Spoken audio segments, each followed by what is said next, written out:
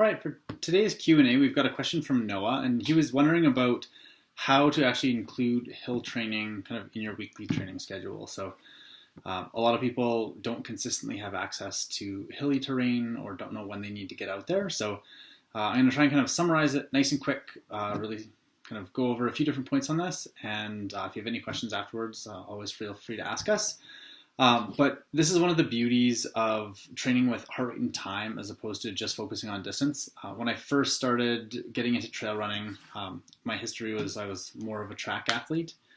And I was used to like counting miles, running, like just always running flat, running on the track, that kind of stuff, and kind of logging my weekly mileage.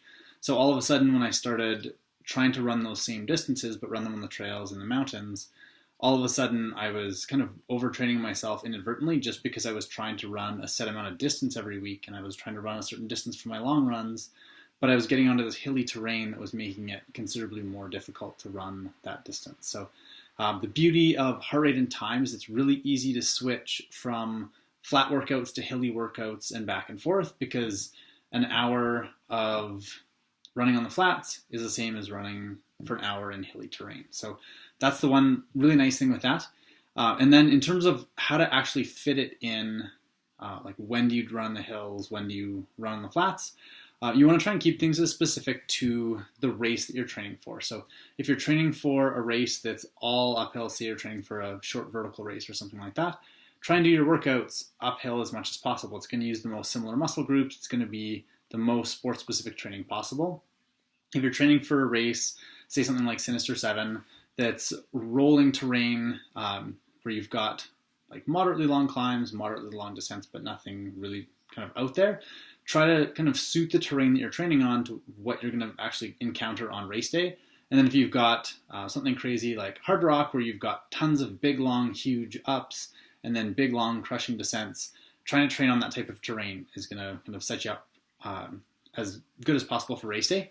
And you want to try and do your most specific training closest to your race. So if it's wintertime right now and you're not running that big race until the middle of the summer, you don't need to stress right now about trying to get out in the middle of the winter and like get those kind of vertical meters in if you're training for a big race like that. Now is the time when like you don't need to worry about it quite as much.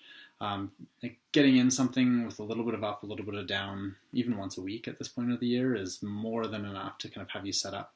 As the race gets closer, you want to try and do more and more and more of that specific training. But there's kind of a point where if you live in the mountains, you have easy access to the terrain, awesome, get out into it as much as you can.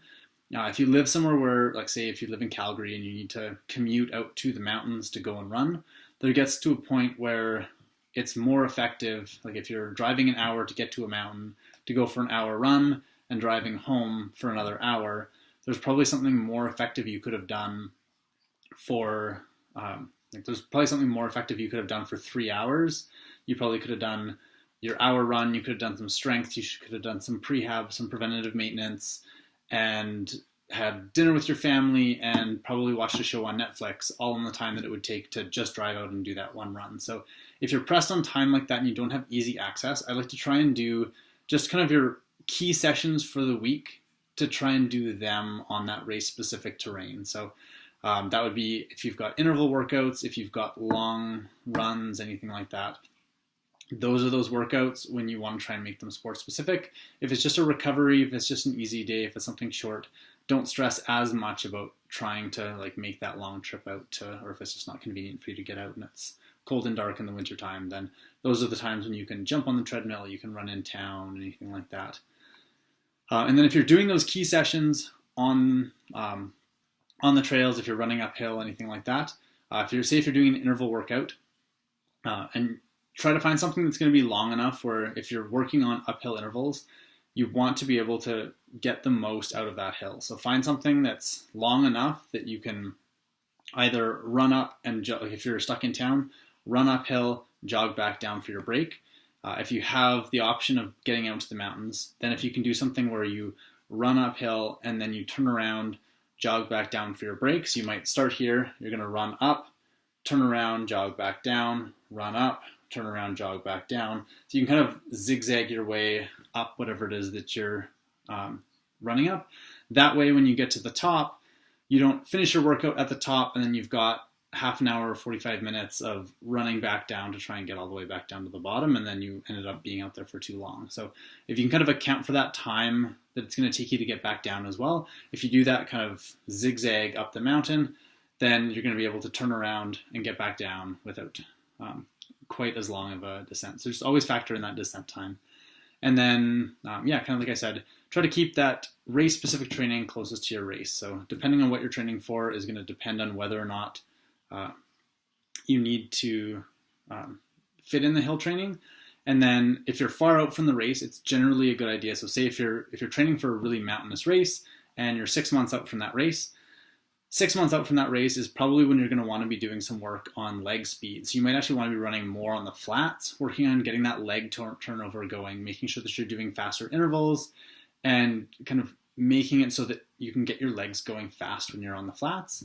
Then as race day starts to get closer and closer, when you're 3 months, 4 months out, start to kind of move into that more race specific terrain. And then as race day approaches, trying to spend as much time going up and down steep hills, so you're getting your body ready that way. So hopefully that gives you kind of a good overview of how to include hill training in your workouts. If you've got any questions, feel free to comment below. Let us know. We'll happy to help you guys out. So that's it for now. Thanks. See you next time.